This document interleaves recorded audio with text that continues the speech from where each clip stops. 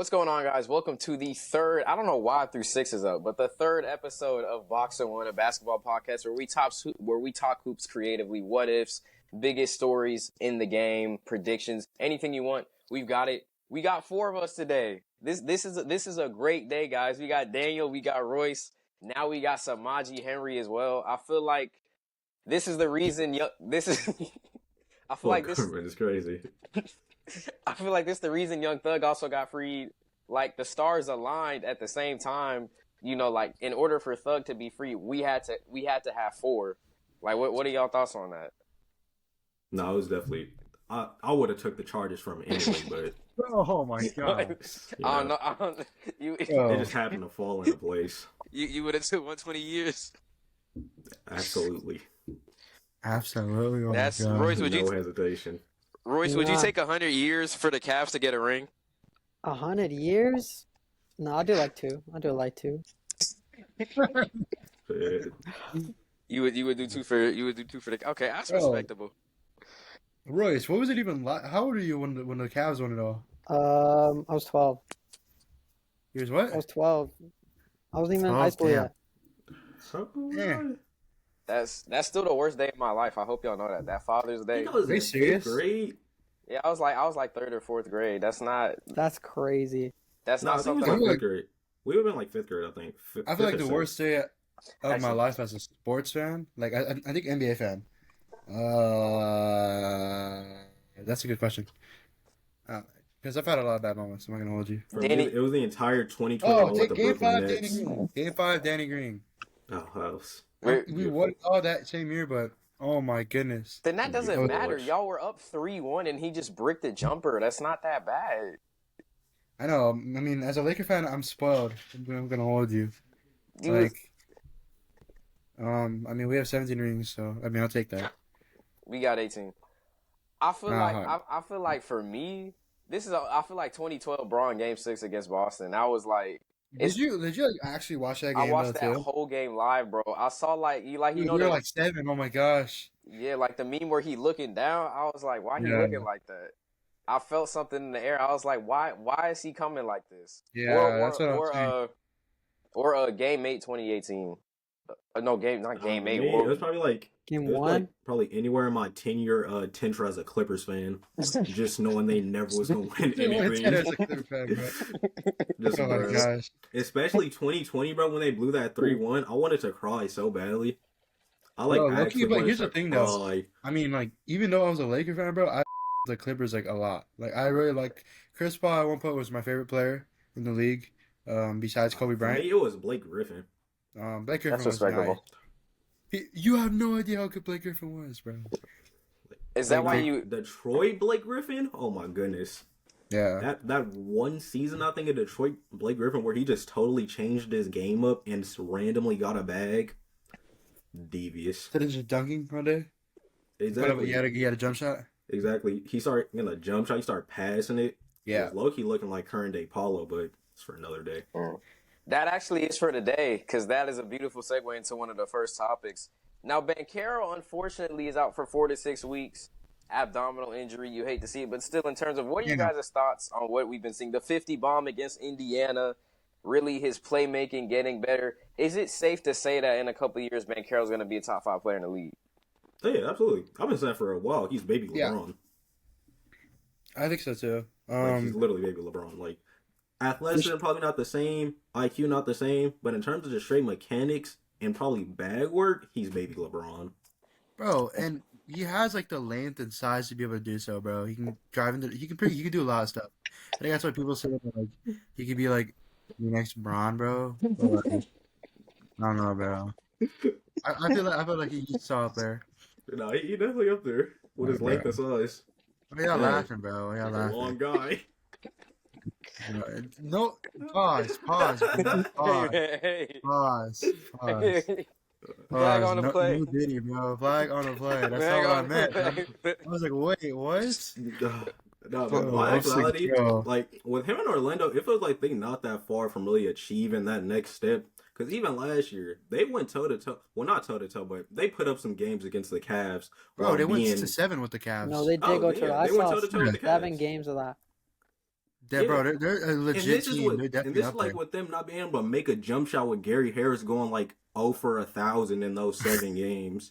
And now they got KCP who, as we've seen, has immense value, greater than what's looked at. Because with the Lakers, we've seen how badly that team shot the year after. And we've seen it now with Denver. They can't hit a jump shot for now. So, because they have Russell Westbrook, bro. Russell Westbrook. It's not even really Russ for real, because Russ had a good game. I want to say like 2 games ago. Against the Nets, he was they playing just well, can't. They can't shoot for like Michael Porter Jr. Now with him like being hit or miss, what does he do? Nothing. Like he's finally starting to pass the ball and I seen him with 4 assists the other day. It's obvious we in another timeline. So I think it's interesting though. I guess segueing to Denver. You know, you lose your pieces maybe just because of the new CBA. You lose Bruce Brown. You lose Jeff Green, who's kind of like the LeBron for role players. You lose KCP. You don't really have – you have a good core 4 in Gordon, Jokic, obviously. MPJ is hit or miss. I feel like the weak link, though, is Jamal Murray because for whatever reason, I feel like – Absolutely.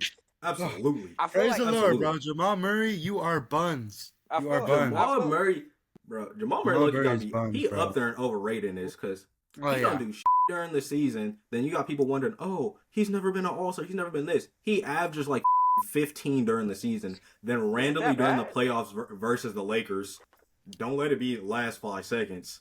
It's over with. Oh, my God, bro. I feel like it's kind of interesting, though, because I can't say the Nuggets, like, fell off when you have Jokic. Like, me and Royce were talking about this. Like, if we're just looking at impact, I think you could say Jokic is maybe one of the best players we've ever seen just based on the impact he has on the team. 100%. But I feel like in the West now, where you've got the Thunder, you've got the Wolves who kind of figured them out. You've got a lot of different teams. You've got the Lakers now who I think could beat the Nuggets team just because J.J. Redick is the coach. You got to remember, Lakers led most of that series, and then they also outscored the Denver Nuggets in that series as well. I'm sorry to bring up that PTSD, Daniel. But y'all could have beat them that year if you just played Rudy more. Oh no, we definitely could have. That definitely could have been like a 5-game like series, 100%. Yeah, but I feel like 100%. the thing about Denver that's missing, it's kind of like, even though it's a weird comparison, it's like we were just talking about the Magic. They're a team I feel like is like a couple years. They're like one good piece away. But the Nuggets are a team that, like, for whatever reason, I feel like their championship window has just closed. Like, do y'all think that window is already closed? Like, it's starting to seem like it. It's starting to close, but I wouldn't necessarily it's fully, like, zipped up. I feel like for them what it is they need the young role players to really take a next step. Like I definitely Christian Brown, Julian Strawther, Peyton Watson, they all need to take the next step and be, like, fill the role that KCP was having by himself, like, them collectively. Here's the thing, though. I feel like out of all those players, I feel like Peyton Watson definitely can be that guy. I mean, we kind of seen him how he was last year in the playoffs. He definitely was a great role player. So I feel like if he can take on that role, like he said, within KCP, then he's gonna impact the Nuggets to a good level. Or even Christian Brown in his rookie Christian Brown season. is really nice too. I mean, Christian Brown, his rookie season and then playoffs, he's low key would have won them that chip. Him and KCP. Yeah. But I don't think their window has closed also because of the fact that they still have Nikola Jokic.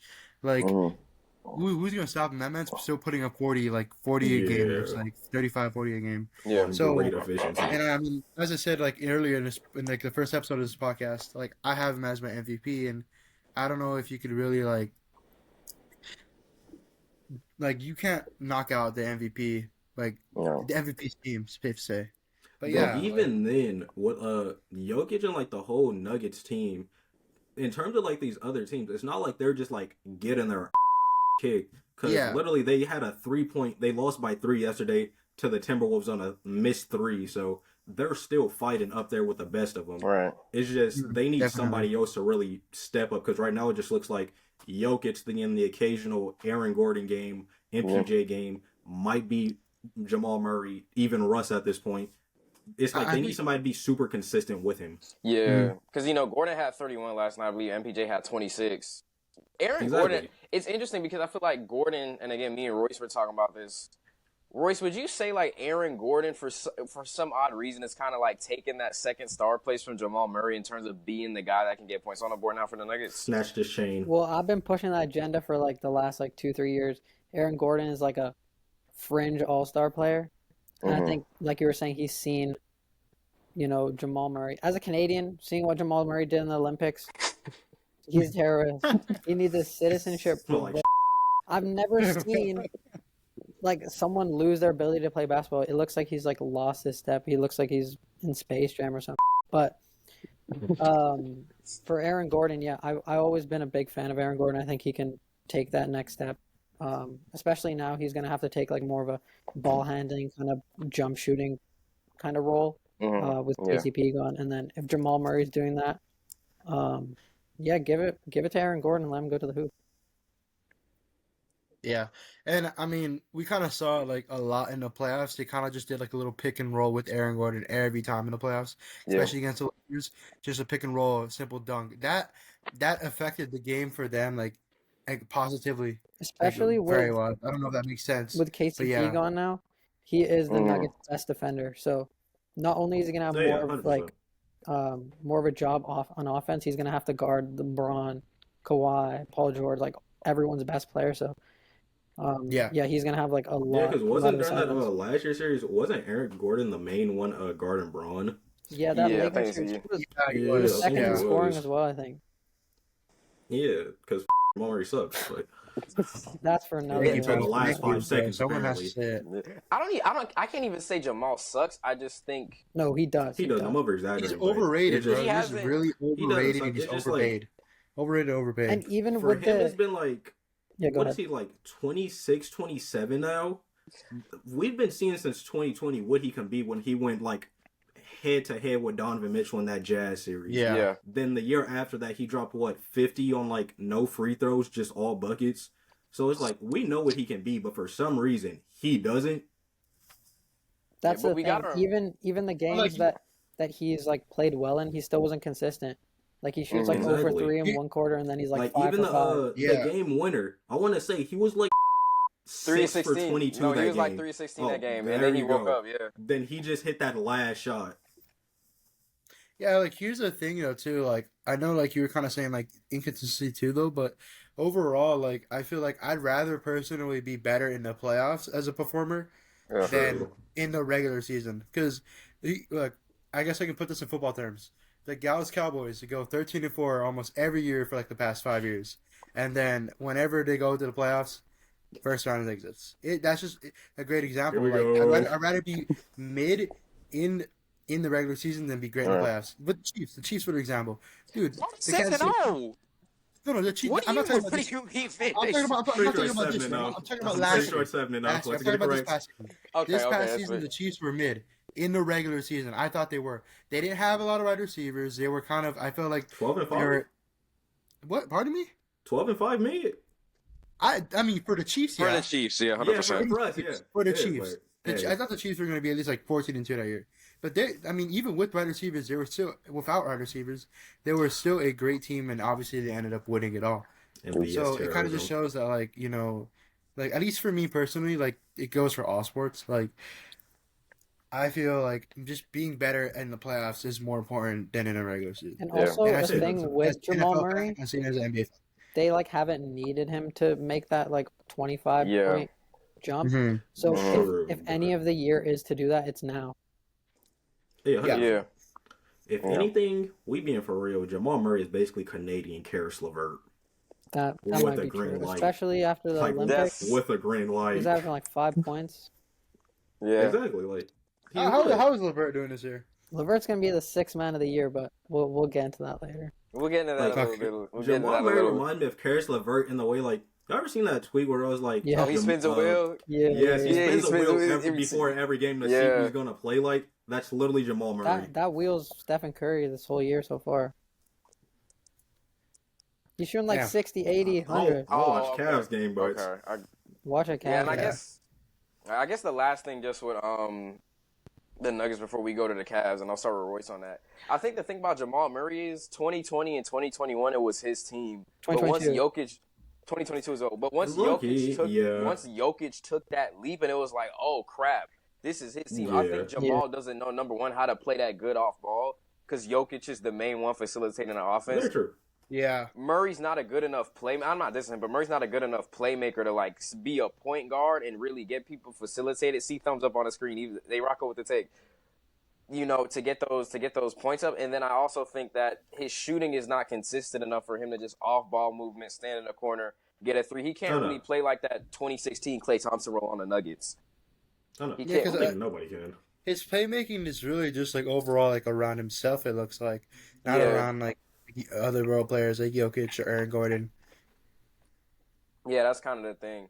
And I guess segueing, because it's a good point you brought up about playmaking in the duo, segueing to the East now, a duo that's not doing too high. What do y'all think about this Milwaukee Bucks experiment? You know, you sell Man, Stinky. I was told that if you put Dame with another superstar, you would get Curry-like results.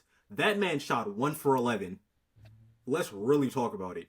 I was told he would produce Steph-like results. That's what I was told. Look, here's the issue. I honestly think like Dame is like he's getting older. He's definitely not the same as he was in Timberwolves. And here's the thing: he doesn't know how to play like his role because his whole career he played with the Blazers. I don't know why it's Timberwolves. The Blazers. And he kind of had like that role where it's like I'm the guy. Like he doesn't realize that he's not the guy in Milwaukee anymore, and that's why he's consistently putting up those bad shots. So you said, wait, 1 of 11, right? That's horrendous. He's shooting 27% from three on the year. What was that? He's shooting 27% from three on the year. Yeah, it's awful. It's not even that he can't play his role. He's bad. Like he's washed. But, he's washed. Well, I think he's honestly washed. I've been saying that for a I don't know if whole you year. would say wash. I don't know if you would say wash because he still will put up the numbers that we know he could. It's just they might not result in wins. Yeah. Or like well, it didn't anything in else. Portland either, so it's not really anything new. You also gotta realize, bro, like that coach is Doc Rivers. You are not And a you good got coach. Darvin Ham as your lead assistant. Bro, You are not a good coach. the person who deserves the biggest apology from that whole team is Adrian Griffin. Yep. Yeah, bro. Adrian To this Griffin. day, I don't get why they fired him. It's They were because what, he said the 20? Nasus was. They had like What was his 20 record plus again? wins 30 and and they 14. fired him. He was Yeah, 30 and and 14. what? It doesn't make sense. Why would you fire him? Like I don't. There was It's never literally really a because true he explanation told why. Giannis that the Nasus is. Like I'm pretty sure that's what leaked out, and that's why he got and fired. then he's not even on the Bucks anymore. Exactly. He's not even on Like- the Bucks anymore. Unemployed. Unemployed, bro. Wait, Get us Thanasis some ain't application, bro. Bucks? Get us some application. Is he still? I think he's still on there. I think it's the other one because he had two brothers. I think the other Oh, brother is. No. The Nasus is No, a the free Nasus agent is right now. gone. Look, He's a free agent right now. That's surprising. Hey, bro. yeah, Adrian look, Griffin yeah, had he's a that free agent team right now. what? Wow. He had like that team 30 and 14, I want to say. Yeah. Then midway through the season, they're number 1 in the East. He gets fired, then they finish the season 5th? And Yeah. not only Like, they replaced him with Doc Rivers. Yeah. Like And we also got. He was an NBA analyst. And we also got to remember, like, that was a Bucks team that year. I believe they beat Philly. They beat the Celtics that year as well with Adrian Griffin. So it was and Giannis was getting good usage. If the Thanasis thing was the only reason, I understand, like, family first, but at the same time, that's not really the way to do it. But Dame was also getting good usage. So now you have a Celtic, next season not a Celtics, but you have a Bucks team that you gave up Javon Carter, you gave up Grayson Allen, you gave up Drew Holiday, who just went to your ops. You gave up all your perimeter defense in the East who got guys like Garland, like Halliburton, like LaMelo, et cetera, all these elite guards. You got Maxey, who we're also going to dive into because he's kind of wishy-washy. But you got all these elite guards, and now you got Dame. I got the stats pulled up. Game 1, he's shooting 30. That's 9 of 19, not bad. 9 and 6. Against Chicago where they lost because Kobe White went for 40. He put up 28, 11 to 21. That's not bad.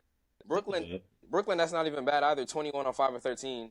Boston, when they got whooped, but he put up 33 on 7 of 15, 7 and 7. These aren't bad stats. Memphis, you put up 4 and 1 of 12 because Scottie Pippen Jr. was clamping you.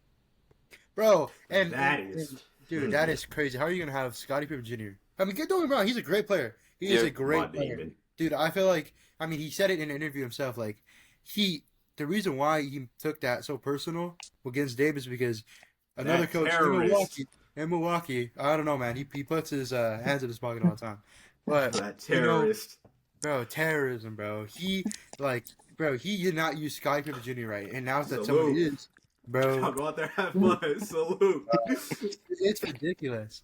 Yeah. Like how awful of a coach he was. But I'm going off topic, but like it just proves that like Dame is getting older. Like I'm not gonna I said he was washed, but I kind of take that back a little. So yeah, like we can say that. I'm fine with saying that. Oh goodness. He's a first option. I don't want to say first option merchant because I hate when like we use merchant to like define something positive. But he's good for being a first option. What do we say in our broadcast? What do we say in our broadcasting again? It's like first option, like what is it? I forgot the word. I forgot the word, but we changed the term. It's not merchant. I forgot the term, but he uses first option in terms of like Blazers. He can get the touches, he can run the offense, but now we're seeing that he doesn't have enough folds in his game as an off-ball player. And we were talking about this on the first episode as well.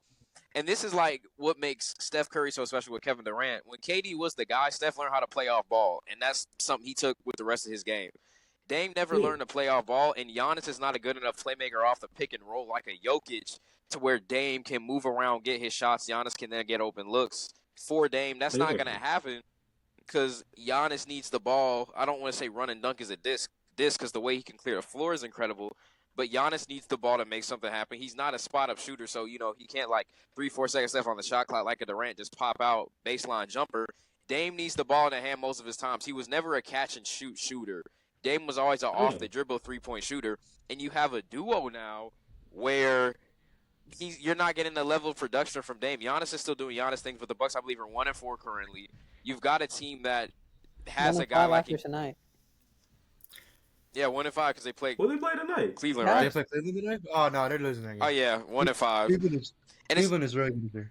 And it's interesting because you have the Bucks that have Gary Trent Jr. It's not like they don't have pieces. You still got Chris Middleton somewhere. You've got Chris. Chris Middleton, low-key got did dirty. 50% of Chris Middleton. Oh my goodness, he got did dirty. Soon as Dame came, they low-key forgot he was on that team. Yeah, that's the thing. Win that 2021 ring. Yeah, that's the thing. Like the Bucks in 2021 were like extremely balanced. Like Drew, your focal point on defense, but can also go for 40 when needed. Giannis is Giannis. Chris was your third option. That was like, remember in the I believe it was Game 4 of the finals. Like, didn't Chris go for like 40 in 2021? Yeah, he had a crazy game. Yeah, Chris went for 40. And then that Hawks series also where Giannis went down 2021. Chris was averaging like 26, 27. You completely forget he exists for whatever reason because you just think it's Dame and Giannis. The league is like well past the point of duos being enough to win a championship. And crazy enough, that's the off-ball player you need is Chris Middleton. And they don't. His injury management has been terrible as well. Because it's his ankle now, and it was his knee before. Mm-hmm. And we seen what he did in the playoffs. He hit those clutch shots to send the game to OT. Yeah, so he's not washed. He's injury prone, but he's not washed. But even still, he's not. No, he's just injury prone. I agree. They aren't getting him the ball. Dude, I feel like if they, because here's the thing, I feel like they weren't just using him right. Like you said, like now that with Dame that is in the picture, like they've kind of just like pushed him aside, like he was like a stepson of like someone. But anyways, but like, I don't know. Like I feel like the East is just getting better. It's not it's definitely not weak as it used to be a few years back. But no, definitely not. No, it's definitely not. So they gotta get their shit together. They just gotta lock in really. Like, and dude, I think they will. Like, I think they'll be bottom, maybe play-in tournament team. I think that's a hot take for me at least. But it's not even a hot take though. That's the thing. It's like it's looking like that right now. Like their team isn't prepped. Their team isn't. I don't know. To explain it, but their team just isn't that good. On paper, they're like a coach. So yeah, exactly. It's just on paper, but like you could only say so much on paper. Gary Trent and Torian Prince. They're shooting lights out. Why does Torian Prince have Giannis minutes? Can we talk about that? Why is he playing 33 minutes a game? Averaging 30 on the season. Bro, like, they definitely had, bro, there's some background stuff with them, bro. I'm just saying. Him and Darvin Ham. Like, there's no way he's in that many minutes. There's no way. Torian Prince knows something we don't.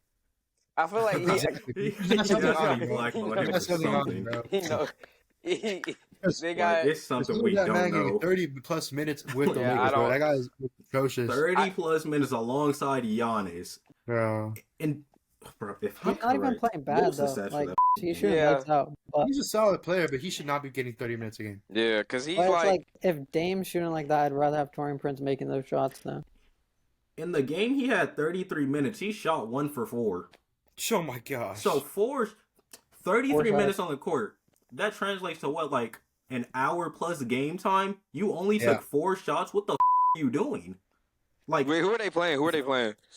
they were playing the Nets, and they lost. If anything, this is a hell game. You should be frying them. Bro, his stats for that game were 3, 7, and 1. That's rec league numbers.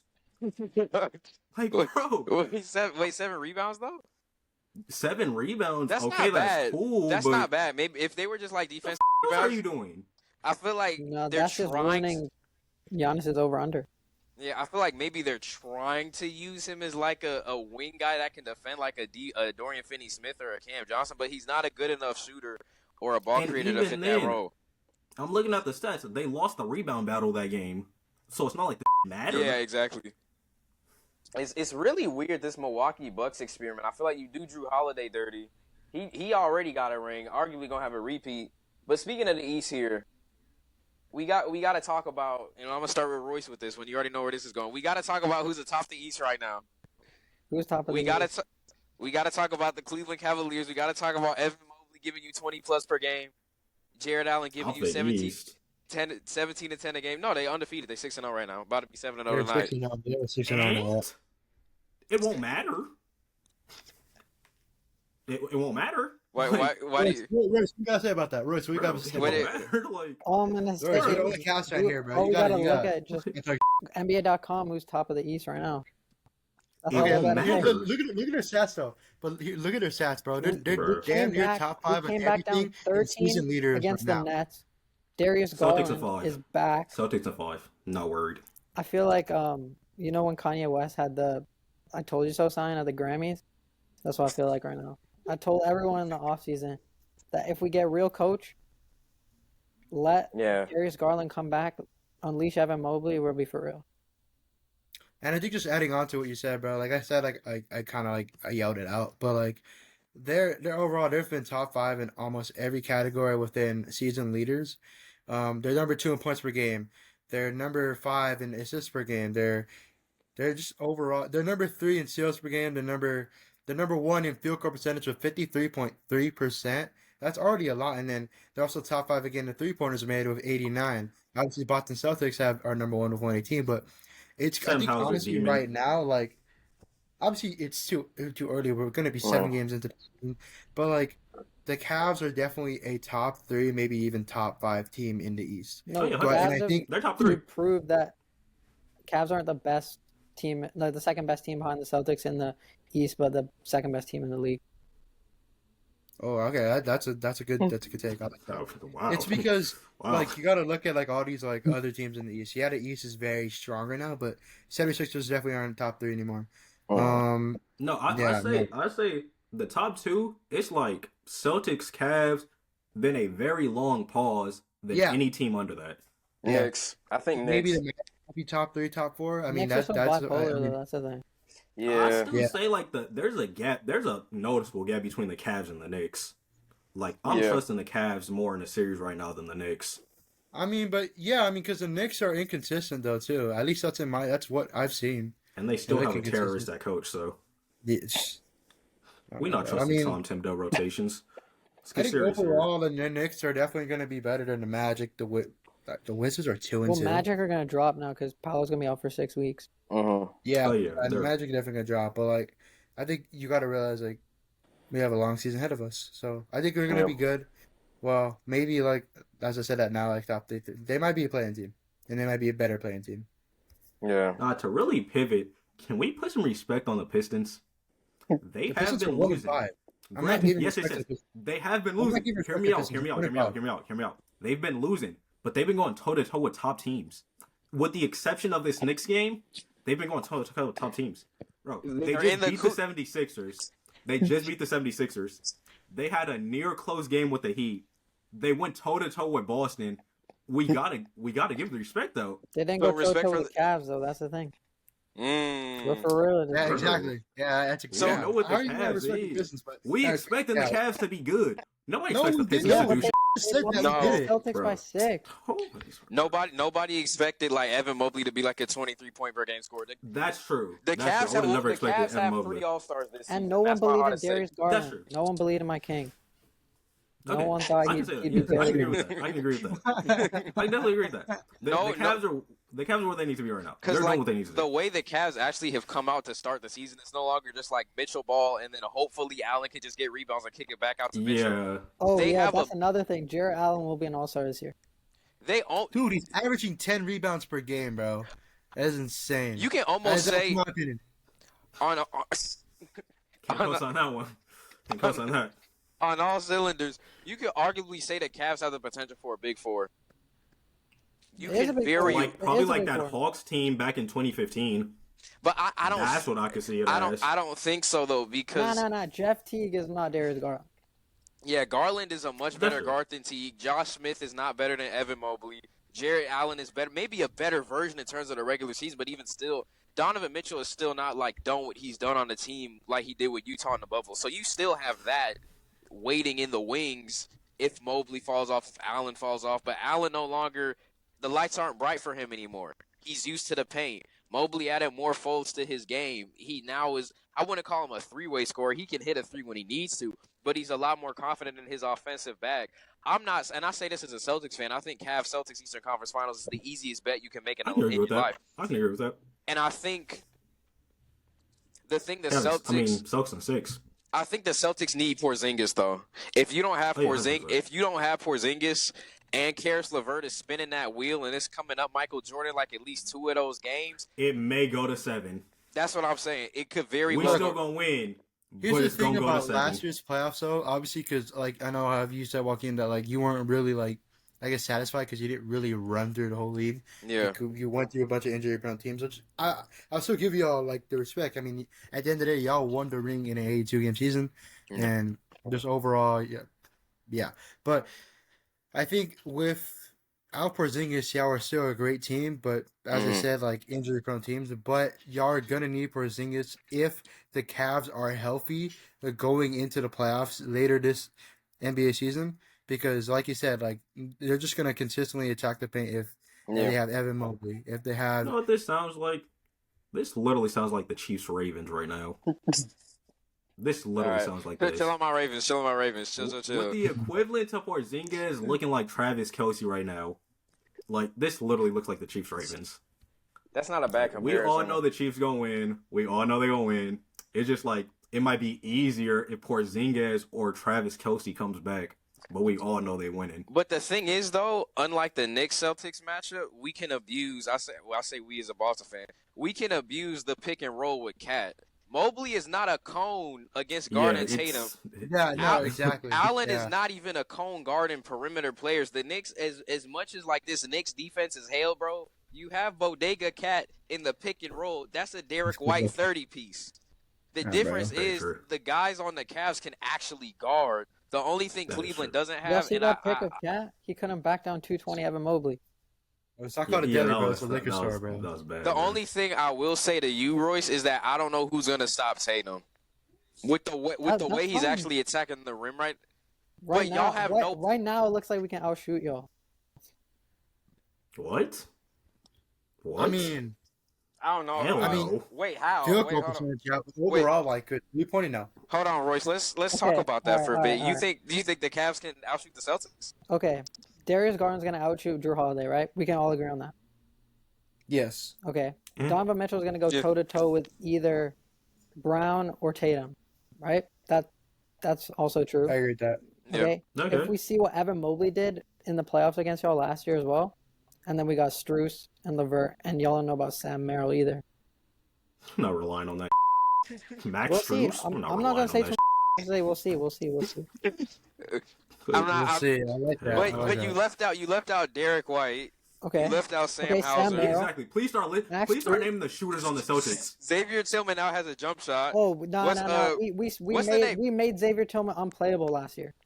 Xavier Tillman now Y'all- has a y'all jump see what shot. Mobley Al was doing Horford to y'all can bigs. shoot. Porzingis can shoot now. Everybody on that Celtics team can shoot. 3-point I thought record. Porzingis has already been able to shoot. Literally everybody on that team can shoot. Everybody Dude, on that look team can shoot. Everyone And on again, Cavs I can don't- shoot too, except for Jared Allen, so it's not too big of a gap. Dude. Joaquin. They don't know about. Xavier Tillman They has don't know played we the got Cavs Baylor 3 Shireman times. cooking on the bench. They Yeah. don't know we got some cooking up in Baylor Shireman. Telling you right now, Game 5 of the playoffs, no matter who the opponent is, he's getting at least 4 threes in a game. Baylor Shireman. Mark it Xavier right Tillman now. has averaged 5.3 points, 2.7 rebounds, and 2.3 assists in 3 games against the Cavaliers in his career. He's doing So Royce his. is, bro, in a way, he's kind of right. I mean, obviously, he was on the Grizzlies. He was on the Grizzlies at the time. But was Tillman But- even getting crazy playoff minutes until the Mavs though? Because I agree, you can't He play wa- Tillman he against real wasn't because he was bigs. getting torched. Yeah, you can't play Tillman against real bigs. But when you have Al Horford and Porzingis, I think y'all can win the inside battle. It really depends what Evan Mobley does. I still don't think y'all can outshoot the Celtics I though. think Because if you Darius tell them, Garland's the X factor, because we know Yeah. Evan Mobley's going to be all defense. Anyways, if DG's not on offense, like what is he doing on defense? but no, Garland gonna get locked up by Derek White or Drew Holiday though. So automatically one of your guards is Nah, taken he out. wasn't Drew even getting Holiday locked is up. He finna just- do he to just lost his Darius swagger. Garland. Oh my goodness, it's gonna look like a crime. One of y'all guards is all. That's what I'm saying though. Who is gonna stop Tatum? Because I don't think y'all had a perimeter I defender. don't think anyone is, though. Dude, Y'all don't- Tatum is on MVP level right now. Well, either don't think way, y'all like Mitchell or Tatum's not going to get stopped. Like that's just a fact. Right. That's so then, true. Neither one of them are gonna be stopped. but is JB gonna get stopped though? He got No. stopped by the Pacers. The He pay. can do that. We gonna talk about Indiana. We gonna talk about Indiana in a second. We gonna talk about Indiana in a second. Hold that thought. I guess to circle back, the Cavs are legit. They're very legit. Potential The Cavs 3 are All-Star legit. season. Potential 3 All-Star season. They've taken the leap we were talking about on the first episode before the season. Can the Cavs take that leap? So far, set 6-0, about to be 7-0 tonight against Milwaukee at the time of this recording. I believe that the Cavs can hold that 1-2 seed for the entirety of the playoffs. It really I does think they depend. finish as like the. I think they finish as like. I can see the 1 seed. Yeah, no, I can see that. If Boston, I can see just the kind 1 of throws seed. some games, I can see the 1 seed 100%. Yeah, I can see the 1 seed. And I think that Cleveland is definitely a team that can make a championship run. I feel like maybe if the bench has somebody like a DFS like Dorian Finney-Smith or a Cam Johnson, Cam Johnson, not Cam Thomas, excuse me, I would feel a lot more comfortable because I do feel like that wing position is a little bit vulnerable for them. Like you got Merrill, you've got Dean Wade, you got Karis LeVert. Those are like 3 solid wings, and then you've got Strus as well. I would like to see the Cavs have that guy that's like can create his own shot as well. Again, like a DFS, Cam Johnson. Those are the guys I wanted the Cavs to target off. Even Kuminga, if you guys could get him, because that's also been kind of like. That would be No. actually We're not crazy getting as involved hell. with y'all again. That would be crazy as hell. I feel like if y'all could get Kuminga, that's like the last piece you need in terms of off the bench scoring perimeter defender. But who would they give up for Kuminga? And then he's gonna want like 50 mil. Yeah, Kuminga's good, but he's gonna want an overpay. You're just trying to get. Just give it- You're just trying to Just get. give us Strus. Just give No, us we're Strus. He good fits on him. perfectly into the Warriors system. Just give us Strus. We're not trading. Stop being greedy, bro. You got Buddy Hield already. Stop being Doesn't greedy. I give know, us bro, Strus. but Doesn't matter. average Stop being Warriors buddy- fan, Doesn't bro. matter. Stop being greedy. Doesn't matter. Stop Give being us greedy. Strus. Doesn't matter. Bro. Everybody was saying the Warriors were gonna suck this year. We 4-1 without Steph. That's all I'm gonna say. But That's y'all all I'm haven't gonna played a real say. team yet, though. We Let's see. What was Hold it? on, The let me check. Blazers. What's his record looking like? Blazers, 2 Uh, games against the Pelicans, the yeah, Blazers, y'all- and the the- Oh, Jazz. the Play a Pelicans real game was team, nice. buddy. I'll give y'all that. Pelicans. Yeah, we came back down 20 though. Yeah. I don't. They say play a real team, and then we gonna play a real Play team. a real team, buddy. We gonna be. Pelicans got a real team. Be for real. The Pelicans got talent. They just haven't put it together. But no, Warriors are gonna be a top 5 seed. I agree with Dale on that. Okay, Warriors play the Rockets, Wizards, and then they play the Celtics. 5? Until they That's beat the 6-1. Celtics. We go A Tatum. top 5 seed? Yeah, the top 5 in Warriors? the West, 100%. Hell no. And then, Hell dude, no. your schedule 100%. is hell these next 3 games. It's You play the Warriors later, and then pardon me. You play the Celtics, you play the Cavs, you play the Thunder, and then you go to the NBA Cup group stage. You play the Mavericks. Yeah, we going 2-1 in that stage. We going Give me the 2-1 Rockets over the Warriors tonight. How long is Steph out for? by 4 weeks. I think a Four month. weeks. When Steph comes back, we gonna be 15-6. Remember, I said Oh my this. God. We gonna be losing to the Rockets tonight. No, For the viewers, y'all gotta look at that recording, bro. It's Yeah, gonna they get We're not- like we're- wide page like mail, bro. Jalen Green is giving y'all 28. we're not losing to Jalen Green. We're not losing to Jalen Green Alfred isolation. Şengün is finna make Kevin Looney look like a child. We have TDJ. God, We have bro. TDJ. It doesn't matter. And It doesn't matter. They don't got Dylan Brooks, your best perimeter Bro. defender. It doesn't matter. TJD been living off that one Wemby highlight since last season. He's nothing. He's nothing. I would disagree with that strongly. Bro, he's nothing. And Moses Moody got to get more minutes. Y'all got to remember, Moses Moody is in the back. We saw what he did in the Cup game with the Kings. Moses Moody is a bucket. If Steve Kerr can remember the pieces he has, 12-man rotation, you still got DeAnthony Melton. You still got pieces. The only thing we're missing is a big. That's the Moody's only thing gonna the Golden take- State worries him. And Moody's that's gonna where take Alfred Kuminga's Şengün comes minutes into if play. he keeps playing like that. Yeah, Moody. I think Moody should have been to Kuminga's minutes. He said he wanted a bag, and then you come out shooting like 30% from three. Kuminga's just a rim run, bro. I get the Warriors system. The Warriors need to become a twofold team, though. Kind of like The Cavs to a lesser extent. Obviously, you got the 3-point game, but you also need to have a little bit more of a paint game because it's not a small ball league. Yeah. Kuminga is shooting 15% from three. Damn. But speaking of 3-point shooting, I want to get y'all opinion on this. Anthony Edwards his stats are matched with 2016 Steph when it comes to attempts and makes. He's made 28 threes on the season so far. He's shooting about 43% from 3 on 13 attempts per Yeah, game. the crazy thing is, he's not shooting bad. Yeah, 43% on 13 attempts is actually matching 2016 Stephen Curry stats. My question for y'all is, though, is Ant's 3-point shooting sustainable? Is this something like that can add a different layer to his game with the Wolves? Because right now he's playing like 6'4" Steph Curry. He's kind of abandoned the drive in the paint game. So is it sustainable, or is it something that eventually is going to run out? It's kind of I think it's sustainable. I mean, he's developed his game a lot better. I mean, he's already been a great player, in my opinion. You can call him, like, I wouldn't say, like, not picky, but selfish. But he's a great player. Yeah. I mean, yeah, like, he's definitely... Wolves fans have been asking him to be a more of a playmaker this season. Yeah. My thing is, I feel like in doing so, he's not really trying to be that playmaker. He's trying to take over the amount of threes that Cat was taking, as well as his own. Yeah. And he kind of has to have a bigger role. I mean, like you said, Cat is now gone. Exactly. And that was, to this day, I think that's a very questionable trade. But it's a bad trade, in my opinion. Yeah. I mean, but now they need to use him more to an extent. So I feel like he's gonna have to be consistent, and I believe he is gonna be consistent because just overall, like he has to, and I think he knows that, and that's why like he played phenomenal last night against the Nuggets. 7 for 14 from 3. I don't know. I think that's something. That's something. I feel like it could be worse. It could be worse. With the way Ant is playing right now, the things you got to look at from here is, can Mike Conley and Dante DiVincenzo be your actual playmakers? Because it's low-key very obvious it's not going to be Ant. I don't think it's going to be Mike Conley simply because the fact that like, don't get me wrong, he's always been, his career's pretty much been playmaking. He's ancient. But it's just over, like, I think Mike Conley's getting older. He isn't putting up like the type of numbers that he used to. Dante DiVincenzo is still a really solid player. I don't know if he can fit well in the Minnesota system, but I think if he can put up numbers, like similar numbers, not exact numbers with the Knicks, as he was with the Knicks, then he definitely could solidify himself as a great role player for that team. Yeah, it's really just who's your playmaker. I think he does need to improve on the playmaking, though, because if that's your number one ball handler and he's like ignoring wide open guys to like get a bucket, that's it's kind of easy to game plan for in a sense. Yeah. I don't think it's gonna be a problem though. I just think like eventually their offense is gonna really like get used to that. I don't think it's a good idea that they get used to that, but if they can, I don't, because Ant's kind of one of those players that's like, if he's cold, he's gonna keep shooting. Like he's not gonna look.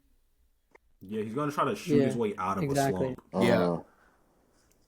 Yeah, and I think in the West too, I think to beat like the lower end teams like the Kings, like I'm gonna look at these West standings right now before I break this down. But when you look at like the lower end of the Western teams, where you got the Kings, Pelicans, Grizzlies right now, Clippers, who we going to dive into in a second, you can get away with Ant first option ball when it comes to him just running the game. But I think once you play a team like the Thunder who can lock you up, even a team like Phoenix, who I still think 4-1 right now, I think the Suns can actually outshoot a lot of teams under quiet as it's kept. And then still, you don't have a way to beat the Dallas Mavericks. I mean, Luka Doncic's logo bomb on your home court yet again. And that's also that's another thing we need to talk about. We need to talk about the Luka in the Mavs, specifically Luka. That man, he's playing. I don't know if you would even call it hero ball, but he's doing way too much ISO for what he's doing.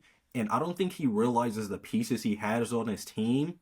And the problem with that is no coach is going to tell him, hey, you have these two other guys who are really good shooters, career one of the greatest shooters, as well as career 40% shooter in Kyrie Irving. Why the hell are you ISOing almost every play and because putting up these shows his playmaking style, and that's the thing, like you said, like it's not going to work well for them in the playoffs. Exactly. Because if you're going to consistently have him in ISO mode, and when you have all these players, like, come on.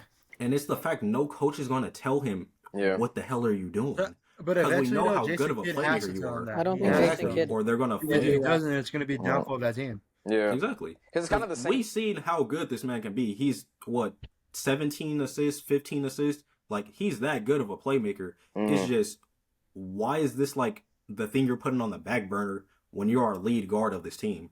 Yeah. And I feel like it's kind of the same situation like we just talked about with the Timberwolves. So I think it's a great segue. Like, Ant being your number one guy with ISO ball is not sustainable when you still got – I'm not going to trust Jared what's his face? Jaden McDaniels. I'm not going to trust Jaden McDaniels to make threes, but Mike Conley can shoot. DiVincenzo can shoot. Randall like 37, 38 from three. He's not a bad shooter. Nas Reed is also a solid three shooter. Rob Dillingham needs to get minutes. I don't know what they're doing with him in Minnesota. Dillingham needs to get minutes off the bench because the Timberwolves are a team with their benches a little bit shaky. You got the same thing in the Mavericks. Remember, even that Timberwolves game where he hit that shot, he ain't played that good, and they was in it because Kyrie had 35. That's the reason they won the game, and I think... Like, and the thing is, compared to the Timberwolves, they have so many more shooters they can go to. You have Clay and Kyrie, who are elite shooters. You have Quentin Grimes. You might have... Who's on that team? PJ Washington can hit threes consistently. Yeah. We've seen that last year. Like, you have guys who can hit these shots, but for some reason, you're just... Let me dribble this ball with my head down for 20 out of 24 seconds, then just chuck up a left wing step back. And then you also got Marshall and Dinwiddie on that team as well, who can hit shots. There you go. So, like, the Dallas Mavericks, they're not a team that doesn't have pieces, but if Luka continues to kind of isolation ball, and he's also kind of similar to Ant, I feel, and I think this is a good player comparison. Obviously, the styles are different. Where they will shoot their way out of slumps. They were like, okay, I went 0-12 in the first half. Now I'm gonna put up 20 more shots and hope they just fall, but that's not sustainable. But I feel as if the difference between Ant and Luka right now is Ant's actually making these shots. Luka isn't. Luka's shooting like 45% on true shooting compared to Ant's like 60-something, I want to say. There has to come a point in time where Jason Kidd sits him down and goes, what the are you doing? Pass the ball to your teammates. But like, kind of like what you're saying, like it's a question if he is going to do it. Exactly. That's really the main thing. Is Jason Kidd going to be the one to step up and say, pass the ball? Yeah. I don't think Jason Kidd's that kind of coach. Like, we've seen it with the Cavs and they're going to fail the Suns and everything, how well you can be with a real coach. So I think the Mavs got to look into that. But I guess what type of coach would benefit the Mavs? Because you've got two guards, you've got Clay. Like, let's just say this team stays the same, but you need somebody who's gonna like force a lot more ball movement out of Luka. I think literally, like, what has Jason Kidd accomplished before the finals run? Like spilling his drink to get extra time out. Like, no, I can't think of anything. Like, what does Jason Kidd play call? What does this play call look like? I think Jason Kidd is also like having the luxury of having like a former generational talent on his team in Clay, Luka, and Kyrie. He's a beneficiary of that. I think a guy like maybe a Mark Jackson, even though that's kind of left field, a guy that prioritizes ball movement, a guy that is gonna make plays for Luka and Kyrie. The only problem is Luka's too slow to play off ball just because of his physicality, and I think that's what really holds a lot of the playmaking. Another thing, the playmaking he's back. Adjusted. He's adjusted. Sorry to cut you off, but he's adjusted to being the weight and size he is now. But as we've all seen, rookie year Luka was something else. Yeah, And I think because he's not fast enough to play off ball and sometimes he's a liability offensively, the only thing you can do, because I'm not dissing Kyrie, you don't want to run the offense through Kyrie if you have Luka, who's just a better playmaker. That's just a fact. Exactly. But the thing is now, you have Luka who is physically not where he used to be, so he can't play off ball. Like, if we look at that bubble Clipper series, I think just in terms of athleticism, that's the best we've ever seen Luka. So when you don't have that in your bag and you don't really have off-ball movement really just because of your physicality and your size, you're kind of stuck with having him be the ISO guy and then, 8 seconds left on the shot clock. Let me swing to Kyrie and hope somebody's open. But that's not sustainable basketball because Boston did kind of like, they took out Kyrie, who was his number 2 option. And then from there, everything was game. Everything was free game. And speaking of Kyrie this season is shooting 60% from 3 on 6 attempts. I don't know why they're not using him more. It's because he's dribbling with his damn head down. Yeah, that's that. As a basketball player who sometimes dribbles with his head down, I'm sure Samaji and Daniel can attest to. You miss a lot. You miss a lot of things. Like, bro, you miss a lot of things, and I think if Dallas wants to be that team at the West that can compete with the Thunder because they've got the pieces to do it, you've got to have Luka actually understand playmaking. Because one thing about SGA just transitioned to the Thunder, also the only undefeated team in the league, one undefeated team being the Cavs, one undefeated. Thunder 5-0, Cavs are 6-0, I believe. SGA understands when to give the ball to someone else. He can give the ball to Che. He can get a ball to Dort, Jalen Williams. He can trust those guys to make plays. You've got Caruso. You've got Hardenstein, who still hasn't really been folded into that offense completely for the Thunder.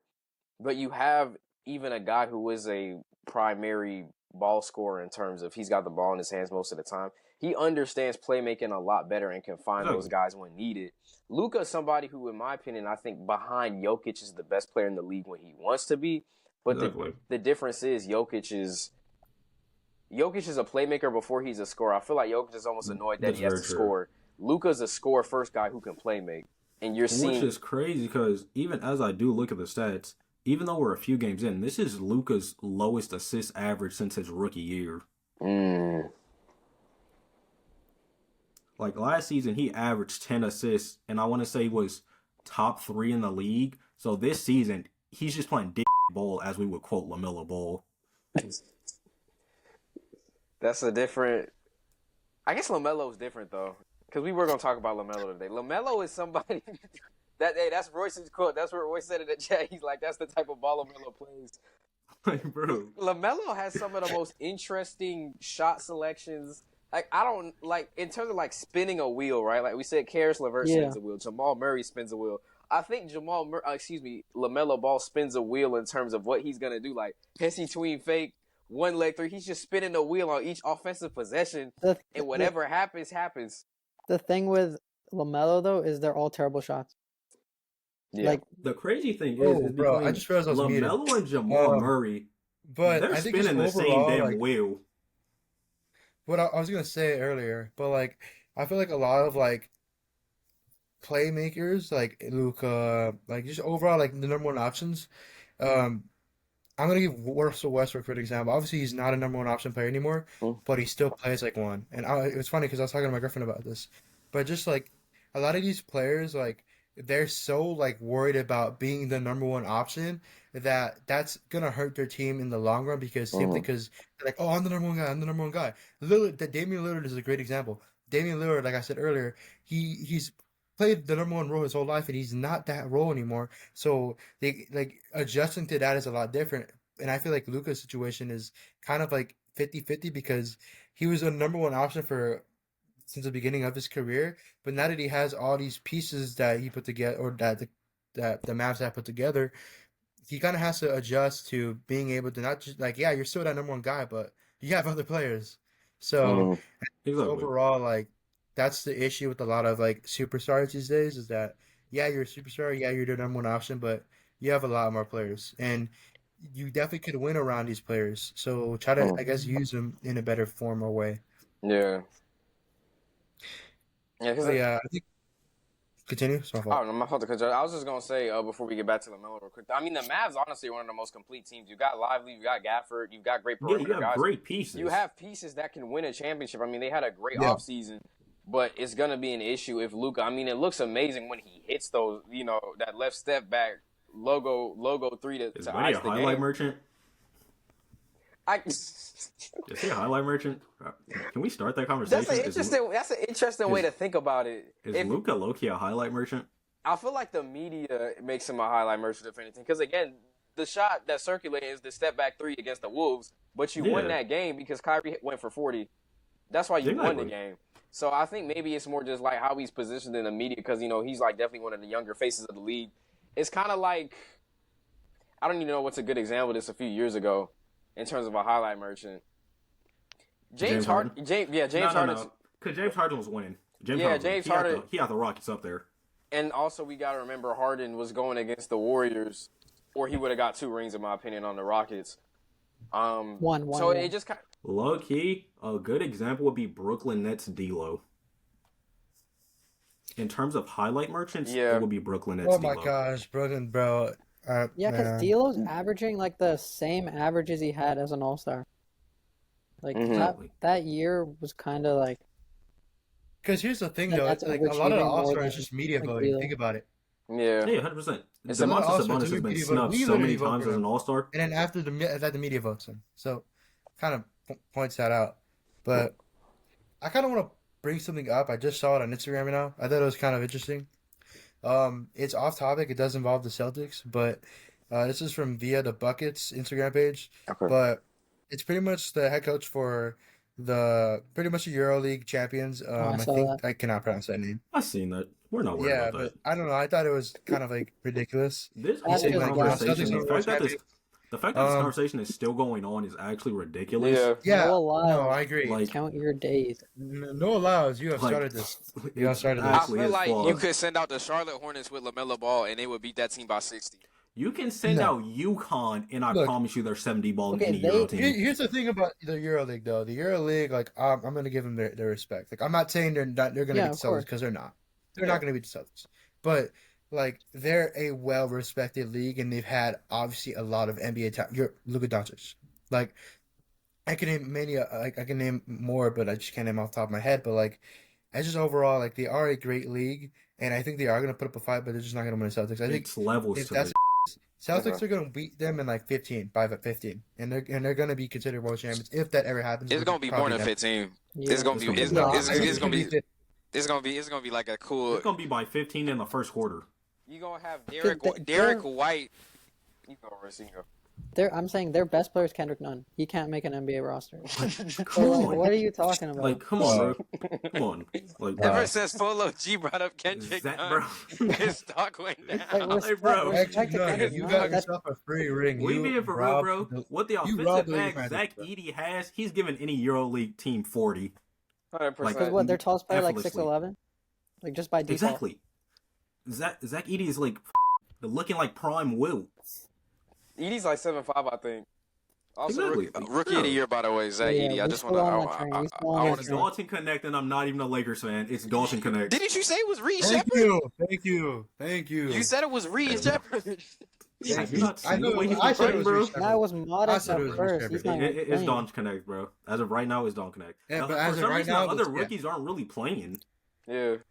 Like, with the exception of Zach Edey, I want to say. Give JJ Redick, please, bro. Give Dalton Connect minutes. Give him Max Christie's minutes. Max Christie ain't Thank you.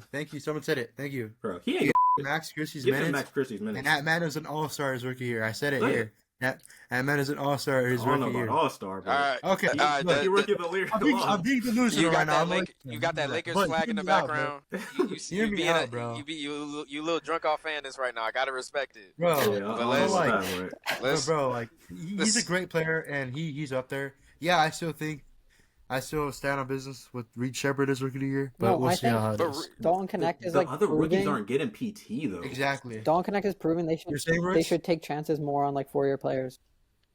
Oh yeah, 100%. Especially in the like Lakers' main thing is that for some reason they don't develop players. Like this guy was the SEC Player of the Year, and you're telling me, okay, I'm gonna let him fall. Let him drop down to like 17. Like that's ridiculous. Like it proves that you should take the chance on older players and that the Lakers should actually develop their rookies. Because we have seen, it's like proven that The Lakers cannot develop rookies. If you cannot immediately contribute to this team, you're fucking out of here within 2 seasons. That's the issue with the Lakers, though, too, is because the Lakers, like, they're a media type team. Like, they know, like, if exactly. like they know, like, if JJ Redick up this year, yeah, he's been good this year, but we have a long season ahead. Then he's going to be on the hot seat instantly, and that's an issue. That is an issue with the Lakers. The Lakers are consistently having young core teams. Yeah. Before Anthony Davis, we had one of the best young cores in the league. 100%. And like, we shipped them off instantly. I'm not saying that wasn't a good trade, because you at the end of the day, like, out of it, but yeah, we got a ship out of it. I think it's what they when did. you look What they at did how many after. people were sent off, you've sent off what? Brandon Ingram, Randall. Brandon Ingram, Randall. You've sent off what? Randall. 4 All-Stars, then like Yeah. what? 5 elite role players? Yeah. And Like- it's just proven, like, the Lakers are, like, I don't know, like, and also, like, Royce, like, I don't know if anyone heard him, but he, like, kind of what they did after that season, they blew up that team, which that still doesn't make any sense. It doesn't make any sense, because how are you going to blow up a championship team? Look at the Celtics, for example. The Celtics are only getting better, and they didn't blow up that team instantly. The Lakers decided, oh, you know what? Let me add in Westbrook, or let me add in these random players that are superstars, because at the end of the day, the Lakers I will say, at the time, the Russ trade looked good, considering what his Washington. To me, it always looked bad. Even off But his it Wizards looked good on season? paper. Yeah, But even that's after the thing, the the Lakers. Wizards The Lakers season. always trying to be good on paper. The way Russ plays that's not the guy you want to put next to guys Yeah, like it's AD. not and really AD. sustainable And- ball. Yeah. but- Yeah, Losing it wasn't good at Kuzma all. and KCP as well. That Yeah, why do you let go of them? Like, you Yeah. let go of KCP, who was absolutely That, on you the let Nuggets, go and of is Alex phenomenal. Caruso for nothing. Oh Yeah, that Yeah. was the Yeah. one. Horrible. Yeah. Yeah, we could have traded him for something, but we just let him go in free agency, and that was like that was. Look, Jeannie Buss is not a good owner. It's simple as that. She's trying to carry her father's legacy, but it's not going to She's work. a bad owner. It's not going to work. She's a bad owner. And Rob Pelinka, get your together, or you're being fired. Look, you did great this offseason. No, you didn't do great this offseason. Hold on. He did not pick up his phone once. Buddy, you were on the hot seat. What was I smoking? Buddy, you were on the hot seat. Get your together. The thing But I with think Isn't he literally living off like what? Getting LeBron and AD, I think. That's the issue, though, and that's what JJ Redick is trying to do. JJ Redick is trying to fall off of just having LeBron. I like the idea that he's trying to use AD. AD's playing like an MVP caliber player right now. 100%. I'd put him one. But like, look, he is the fact that the ownership is relying on a 39-year-old LeBron. I'm not saying he's good, but he's aging. He is aging, and I think switching off AD, who is already aging, but he's still a great player. I think they got to continue that. They should have been doing that ever since they traded for him. My thing with Rob Pelinka is he hasn't made any significant moves that worked out well. Besides, like, his whole career with the Lakers is reliant off the fact, he got LeBron and AD this many years ago. He hasn't done shit exactly since because then. at the end of the day, Rob Pelinka isn't he's a GM obviously, but like he isn't GM caliber. Exactly. Like, he was an agent before, like he was the GM of the Lakers. Like, it just doesn't. Bro, it doesn't make sense. I have a friend named Andrew who's a diehard Lakers fan. This man has put together better trade packages and teams with the Lakers on my team 2K than fucking Rob Pelinka's done in his 6-year tenure. 6 years. 6 years. Bro, Wait, what were those packages look like? I'm just curious. What were those?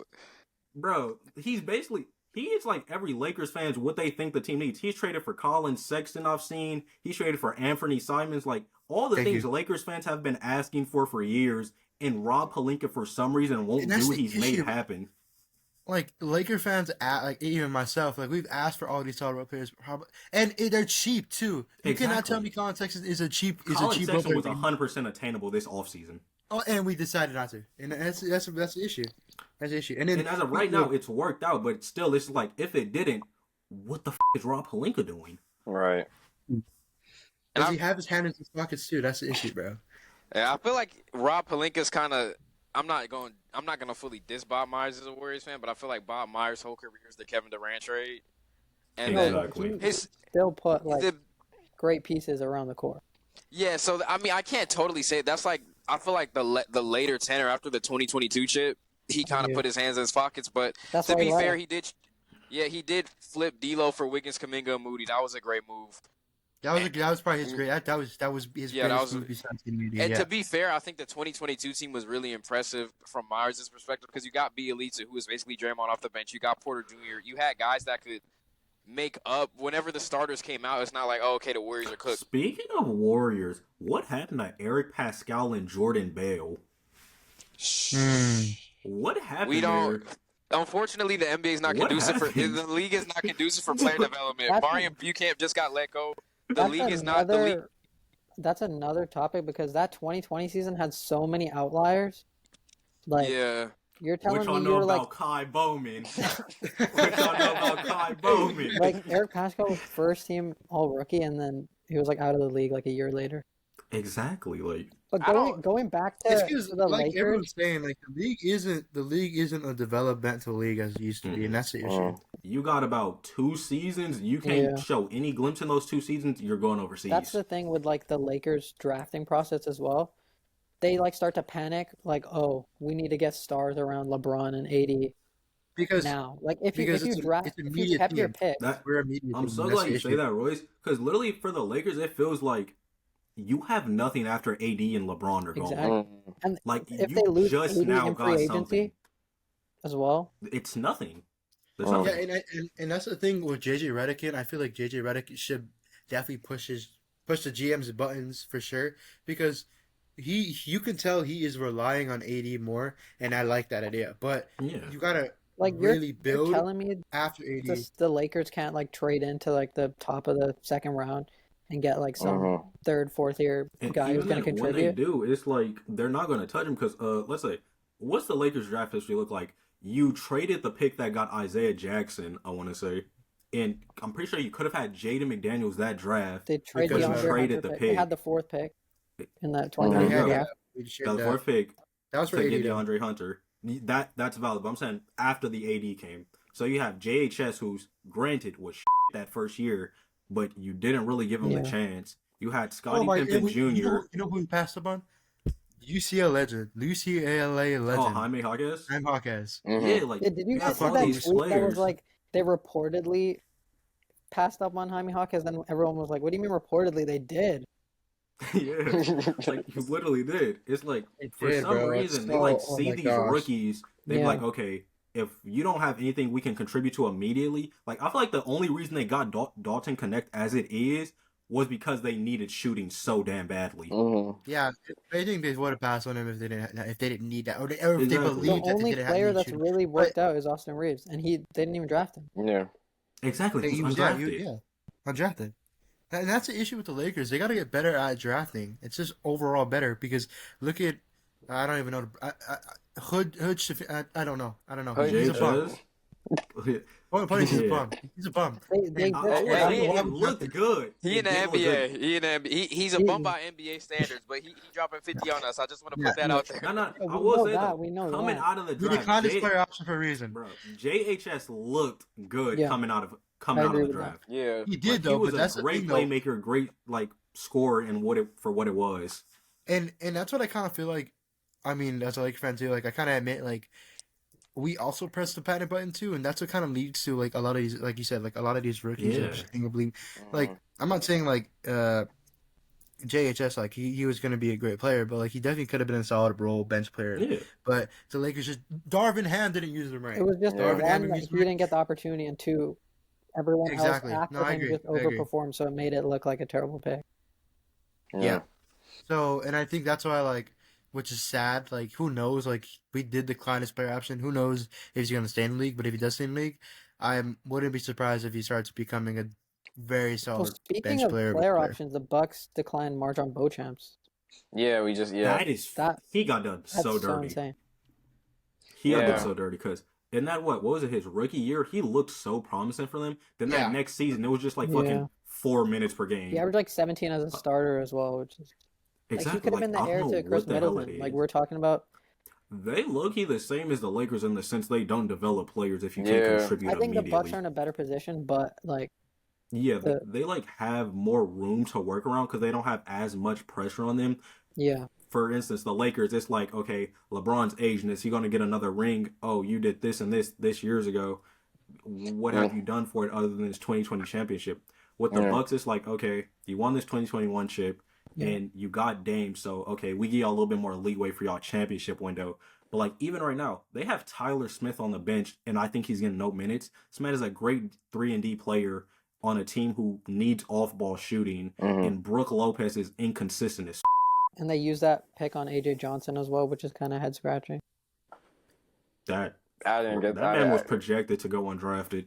I don't know what the I hell didn't they get the AJ Johnson pick. It's also kind of interesting though, like with the Lakers specifically. I feel like unfortunately, you're in a position where again you can't really develop talent because it's like it's Bron and AD's team, and then from there everybody else got to figure out how to fit in. And if you're not like a great playmaker or a great shooter, you're not going to get those minutes. Like you guys said, Connect is only drafted because they had no shooters. Because if D'Lo and Vanderbilt can hit shots, you're not drafting Connect. You're probably picking Collier. So that's the issue too. Right now, like I feel like our bench is gonna hurt us in the long run. Look, Vanderbilt's injured. We have Gabe Vincent, who is okay, I guess. He's been better. But Miami, he tricked y'all. Yeah, no, 100%. But just overall, like our bench needs to get their stuff together. But if not, like we could say like, oh, JJ Redick's a great coach. I'm not saying like he is a great coach as it looks like now, but we could only do so much with just the starters. Our bench needs to step it up. Yeah. It shows a fall down really because we were number 1 in bench scoring points at one point last year, and now we're dead last this year. And yes, it's very early in the season, but to circle back onto the Heat. And then also that just been overall, waiting for this one. I feel like defense. How do we let Grady Dick get 31 points? I'm not saying he's a bad player, but he was torching the couch. He's nice though. Nice. Grady's nice though. Y'all are low-key the Phoenix Suns. The Lakers are the Phoenix Suns, but for some reason it's not talked about enough. Y'all have great stars, a semi-consistent third option and no bench. Yeah, we don't have a bench. It's a very good description. Y'all are the Phoenix Suns, but in LA, that's basically it. And we'll see. Like honestly, I'm gonna see how it is as a Laker fan, like going in because we could just dead be like a great team right now, but you can go in March and we could probably be the 10th seed in the West. We really don't. So you do just have to take it how it is. Yeah, we're just. That's how I feel as a Laker fan. I'm just gonna take it how it is. Like honestly, like if we fall off this year again, oh my gosh. I think people are just overreacting from the first couple games. Like we all knew that they weren't gonna play like that for the whole year. Yeah, I mean they're gonna be solid though. I definitely see him. I was talking to my girlfriend about this. We're definitely. I feel like highest we're gonna be is probably 4, but that is an overreach. I did say that is an overreach. Lowest I feel like we can be is 8th. That's fair. I think we're gonna be a good team. I think my prediction is we're probably gonna be 6 or 7. We're probably gonna be bubble a playing team, and I'm not saying that because I'm biased, but I just think like overall we're a better team. We're better at plays than we used to be. The only weaknesses we have, I'd say, is our defense, which I think is gonna get better overall as the season continues. And I think just the bench. The bench is our biggest issue right now. Bench and defense. But